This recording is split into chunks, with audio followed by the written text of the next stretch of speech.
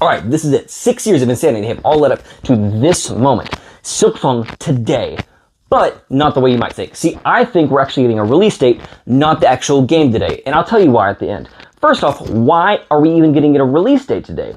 Well, there's several reasons. First and foremost, the Nintendo Direct in April, which, by the way, William Pellin literally created the tweet, the whole little Bomi thing. If you don't know about the KKRG, there's a ton of videos about it. Go look that up. But he's literally predicted Silksong at the Nintendo Direct. The Nintendo Direct comes along, Silksong's in it. It's only a blip, but it literally says it's coming out in 2025, which is huge. Now, later on their website, Nintendo even doubled down on this, saying Silksong was going to be one of the games that's actually playable after June 6th, which, mind you, is today. But don't worry, we'll get back to that in a second. Now, 2025 is only halfway through, so why right now? Well, first off, we know that Silksong is literally going to be playable, confirmed, at September 18th at a museum in Australia. But going even further than that, in the last week, we've had 6 or 7 updates on Steam, one of which we're pretty sure is the actual game files. Not only that, but we've had metadata changes on the trailer. We've got achievements in various different languages. Everything points to this game being done. Now, while there are console-specific events, there are many other events going on all weekend. So why do I think it's today? Well, that's because I think it's going to come down to one of 2 events.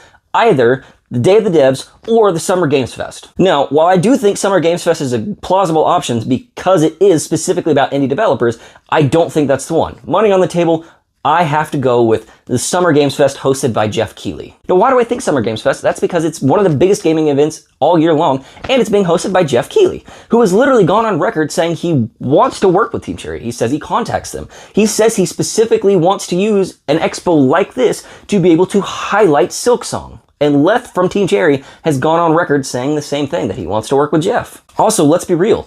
If Silksong was going to be announced at a fest like this, which better one? All right, we don't have E3 like we used to have back in the day. And I don't think it should be at any console-specific expo. So it all comes down to this.